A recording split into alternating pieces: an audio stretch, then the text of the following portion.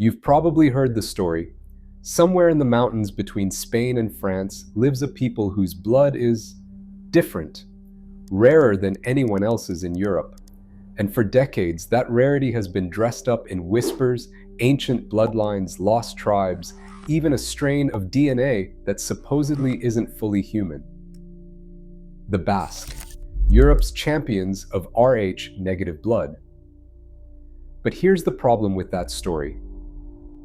The moment you look at the actual DNA, the real sequencing, the real population studies, almost none of the legend survives. What survives is stranger, and quieter, and far more human. So tonight we're going to do something the myths never did. We're going to ask what the blood is actually telling us. The legend runs deep. You'll find it in comment sections and pseudo-documentaries alike, that the Basque carry the highest rate of Rh-negative blood on Earth because they are something apart. A people who never mixed. A Stone Age island, preserved in the Pyrenees. And some go further, claiming Rh-negative itself is the mark of a non-human ancestry, a bloodline that came from somewhere else. Set all of that aside, not because it's offensive, though some of it is, but because the truth is more interesting than the fiction.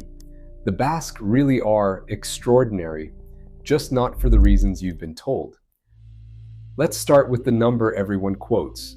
You'll see it everywhere, that nearly half of all Basque people are Rh-negative, 47%. It's wrong, or rather, it's a number that's been quietly misread for years. That figure comes from real science. A 2018 study sequenced the DNA of Basque individuals, people with all four grandparents born in the region, and found the Rh-negative variant at a frequency of 47%.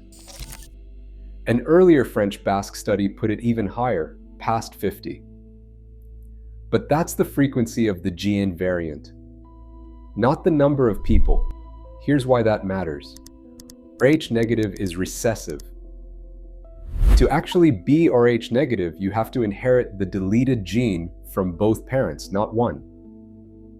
And when you run the population genetics honestly, a variant frequency of 47% works out to roughly 22% of people actually being Rh-negative. Older blood surveys push that as high as 30, maybe 35% in certain Basque samples. Still remarkable, still very likely the highest in Europe, but not half. Never half. So already the headline shrinks under inspection. And then it gets stranger because this variant shouldn't be this common at all. Think about what Rh-negative blood used to mean. Before modern medicine, an Rh-negative mother carrying an Rh-positive child could become sensitized. Her immune system could turn against her next pregnancy, attacking the baby's blood cells. The condition is called hemolytic disease of the newborn, and before the anti-D treatments of the late 1960s, it killed. So here's the paradox. If this variant carried a cost paid in lost pregnancies, how did it climb to the highest frequency in all of Europe? Why didn't evolution quietly erase it? That question has haunted geneticists for 80 years, and the answer, it turns out, has almost nothing to do with the blood itself. Before we open that archive, one thing. Here at Genetics Explained, we don't just hand you answers, we follow the evidence together, exactly as far as it can honestly take us, and no further. That's the whole point of this channel. And every question you leave in the comments is what pushes the next deep dive further than the last. So stay with us, because what the DNA says next rewrites the story completely. So let's open it. The living archive, written not in books, but in the body. Start with the gene itself. Rh-negative blood for most Europeans comes down to one thing, the complete deletion of a gene called RhD. It's not a mutation of something mysterious, it's a missing piece. And we know exactly how it goes missing. The RhD gene sits sandwiched between two nearly identical stretches of DNA. structures geneticists call rhesus boxes. Every so often, during the shuffle of reproduction, those matching stretches misalign, and the gene between them is simply cut out. Ordinary molecular mechanics, nothing alien, nothing lost from beyond. And critically, it's the same deletion carried by Rh-negative people right across Europe. The Basque didn't invent it. They inherited the exact same variant as their neighbors, which means the real question was never what is in Basque blood. It's why there's so much of it. To answer that, we have to follow them back through time. And here the old myth takes its first real hit. Because the Basque are not an untouched Stone Age relic, ancient DNA from farming communities at Atapuerca in northern Spain connects directly to modern Basque ancestry. Their story includes ancient hunter-gatherers, yes, but also Neolithic farmers who arrived from the east, and later the sweeping migrations of the Bronze Age. We can even watch that last wave arrive in the male line. In several Basque provinces, a single Y-chromosome lineage, RS116, and its branch DF27 dominates, appearing in 75 to nearly 90% of men. Its age points to an expansion around 4,000 years ago. The Basque, in other words, absorbed one of the largest population upheavals in European prehistory. So they mixed, they changed, just like everyone else. But then, something shifted.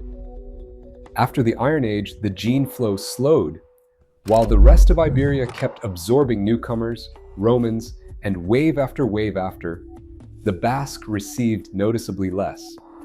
A 2021 genome-wide study of nearly 2,000 people found that modern Basque distinctiveness comes down to this: continuity from the Iron Age, plus reduced mixing ever since.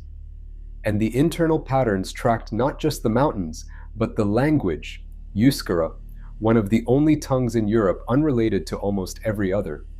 A language that may have quietly acted as a wall, not a wall of stone, a wall of words, narrowing who married whom, generation after generation. And that is the real engine. Here's the mechanism, stripped of magic. In a small, isolated population, a gene variant can drift upward in frequency purely by chance, no advantage required, as long as few outsiders arrive to average it back down. If an early founding community happened to carry the RHD deletion at a high level, isolation would preserve that accident and shield it from dilution. Geneticists call it genetic drift, amplified by founder effects. It's the quiet, patient force that turns a coincidence into a signature, and there's one last clue that seals it. If the Basque had truly been a sealed island with a unique mutation, they'd stand alone. They don't. That same 2018 study found Rh-negative frequencies nearly as high in neighboring Catalans. The Basque aren't an island. They're the peak of a slope, the highest point of a genetic gradient that spreads across the whole Franco-Cantabrian region. The address didn't create the blood, it just held onto it. But what about that paradox? The cost of Rh-negative pregnancies. Shouldn't that push the gene down? Here's the honest answer, the one the science actually supports. The pressure is weaker than it sounds. When the variant is this common, most fathers carry it too, so most pregnancies are compatible, and the danger rarely triggers. A few researchers have proposed that carrying one copy might even offer some hidden immune benefit. One hypothesis ties it to the parasite Toxoplasma, but that remains exactly that: a hypothesis. When geneticists searched the Rh region for the fingerprints of natural selection, they didn't find them. The evidence points again and again back to chance, to drift, isolation, and time. So where does that leave the legend? The Basque were never a people apart, never a lost tribe, never something other than fully and beautifully human. What made them extraordinary wasn't a mysterious bloodline, it was history itself. A founding population that happened to carry a common European variant at an uncommon level. Mountains that slowed the outside world. A language that drew a quiet circle around a community. And thousands of years of chance, doing what chance does when nothing disturbs it. And here's the part worth sitting with. Those myths, the lost tribe and the untouched island, they weren't only errors. For a people who spent centuries defending a language and an identity the rest of Europe couldn't place, the story of being ancient and unmixed was a kind of armor, a way of saying, we were here first and we are still here. The DNA doesn't erase that pride, it deepens it, because the truth is larger than the myth, not a bloodline from beyond, but a record of survival written in the body.